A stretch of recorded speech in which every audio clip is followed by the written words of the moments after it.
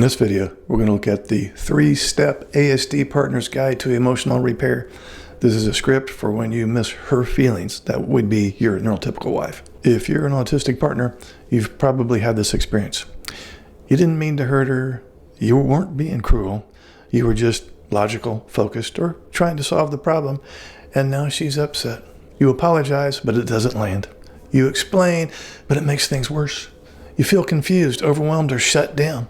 And she's thinking, why can't you just understand how this felt?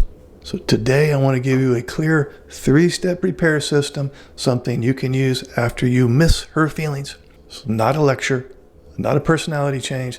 It's a scripted framework designed for a logical, system-oriented mind.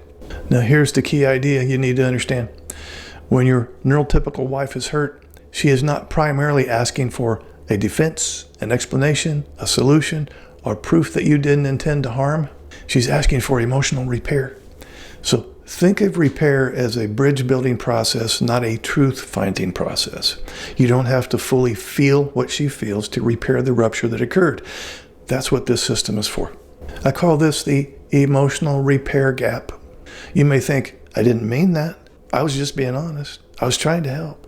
But what she is experiencing is, I felt dismissed, I felt alone, I felt like my feelings didn't matter.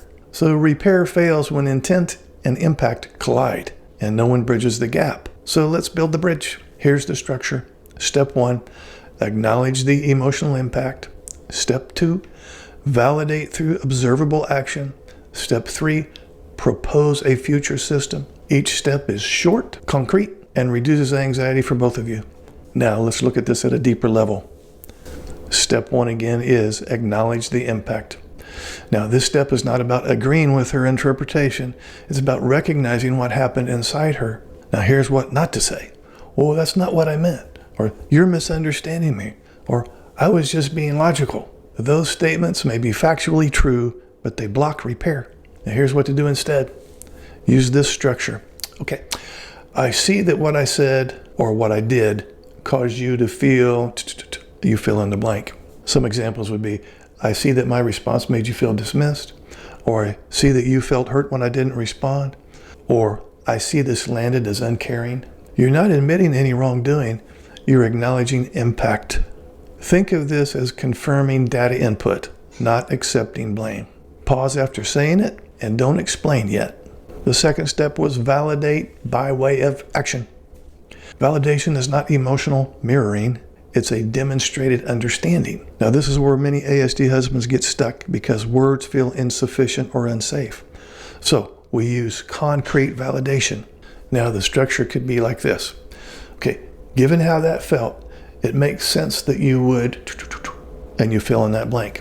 For example, given how that felt, it makes sense that you pulled away.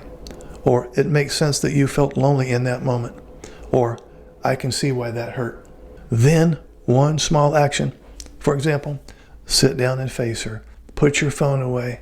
Ask one clarifying question. Stay silent without withdrawing. Validation without action feels hollow, and action without validation feels cold. You need both. Step number 3 is propose a future system.